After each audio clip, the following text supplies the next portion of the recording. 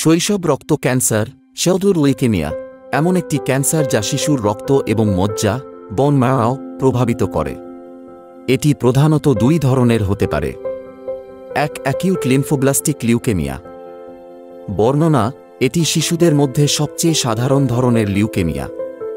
এতে লিম্ফোব্লাস্ট নামে পরিচিত অস্বাভাবিক কোষগুলি দ্রুত বৃদ্ধি পায় এবং সাধারণভাবে রক্ত এবং মজ্জায় বিস্তার ঘটে।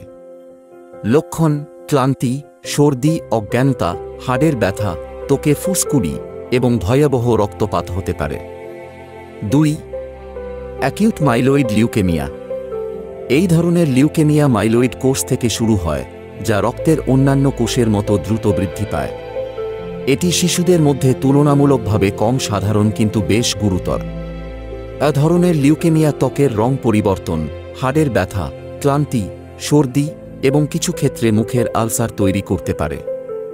লক্ষণ ও উপসর্গ: অনিয়ন্ত্রিত রক্তপাত বা রক্তপাত, যেমন মাড়ির রক্তপাত বা ত্বকে ফুসকুড়ি। বৃদ্ধির পরিবর্তন: শিশুদের সাধারণ বৃদ্ধির সাথে অসামঞ্জস্য। বিকৃত হাড় ও জয়েন্টে ব্যথা বা ফোলা। অসুস্থতা ও ক্লান্তি: দীর্ঘস্থায়ী ক্লান্তি বা অসুস্থতা।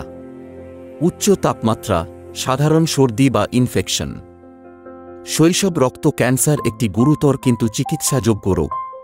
এটি সাধারণত দ্রুত শনাক্ত করা এবং চিকিৎসার জন্য প্রয়োজনীয়।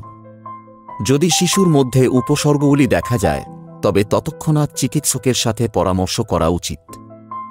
আসুন আমরা সবাই ক্যান্সার সম্পর্কে সচেতন হই এবং সেভ মেধা ফাউন্ডেশনের সাথে একটি ক্যান্সার মুক্ত বিশ্ব গড়ে তুলি।